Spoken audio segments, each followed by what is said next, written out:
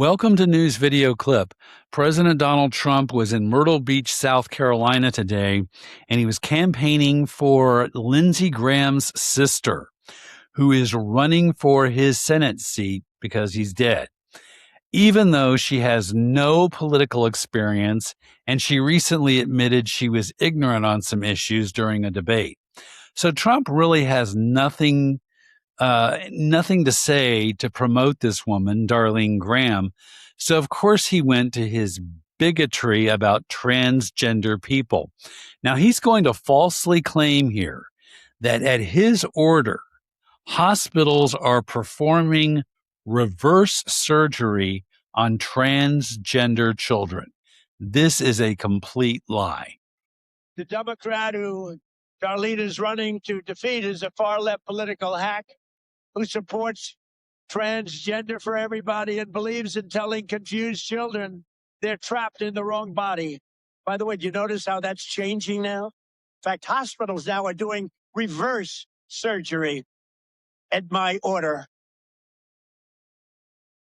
They're doing reverse surgery. Nobody ever heard about it. Yeah. The reason nobody ever heard about it is because it's not true. Trump is completely lying. There is no order to hospitals to perform reverse surgery on transgender children. But he says that because he knows, number one, his supporters are idiots. You heard them applaud. And they're bigots. The transgender thing plays really well with his bigoted supporters. In fact, so well, he actually blamed Joe Biden for transgender surgeries during the same rally. So let's watch Trump. Let's watch Trump play to his bigoted supporters. This is Biden. Didn't know what the hell he was doing. They gave us the transgender mutilization of your children. They gave us.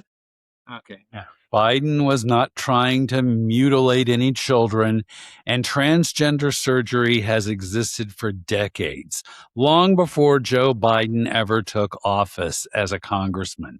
So this is absolutely, again, just pure bigotry to feed his bigot base. And they're just lapping up all this red meat because they're idiots, they're morons, because they're ignoring what Trump is really doing. He is screwing them royally. And here we have the story. Common Dreams reports that 8 million Americans have lost their health care thanks to pro-life Trump and the Republican cuts to Medicaid and Obamacare subsidies. Now, they did this with Trump's big, beautiful bill. So Common Dreams reports that an organization called Protect Our Care released a study that detailed how many people have lost Medicaid, Children's Health Insurance Program, that's the CHIP program, and Obamacare coverage because of these policy decisions.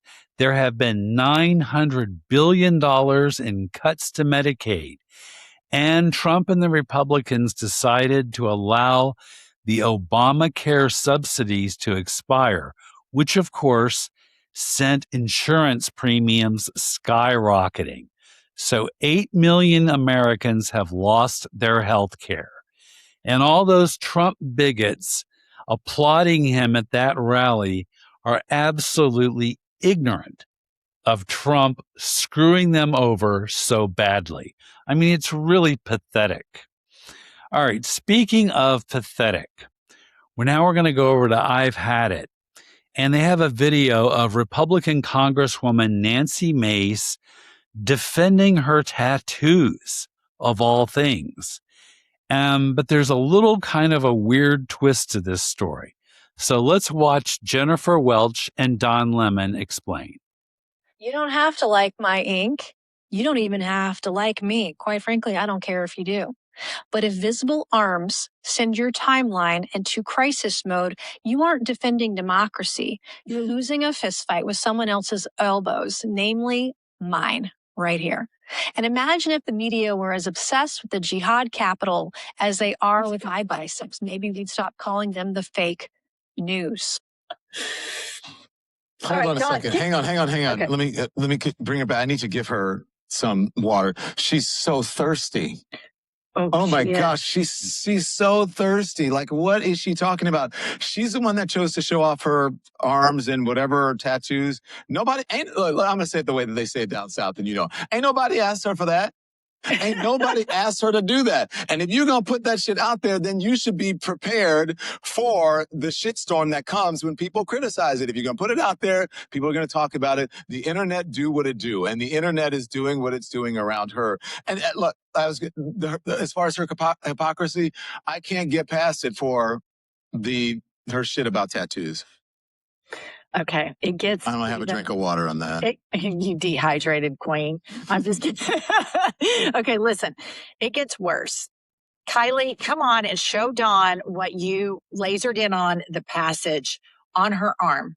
Okay, so people have honed in on one of her tattoos specifically, and Evan Loves Horses, being one of the most anti-LGBTQ people on earth and getting a tattoo of a book about being gay. So this tattoo she has is from a famously gay book. I think that's pretty specific to get without having any idea what it's from. It's not like a symbol.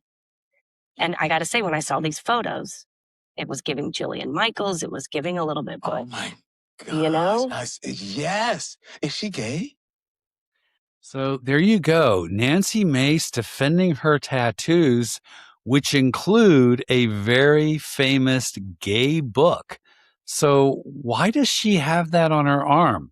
Nancy Mace is one of the most anti-LGBT Congress people out there, one of the biggest bigots against LGBT people.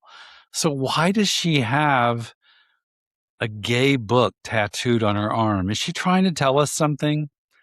What's the real story that's going on, Nancy? All right, now we're going to go to Colorado.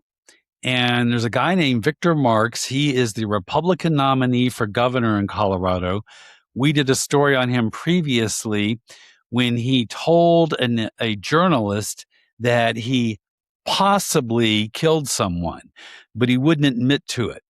So anyways, now Talking Points Memo reports that Victor Marx released a book in 2024 called The Dangerous Gentleman, A Call for Men to Be Courageous in a Culture of Fear. And in this 2024 book, Victor Marx recalls doing battle with demons that had allegedly taken control of people.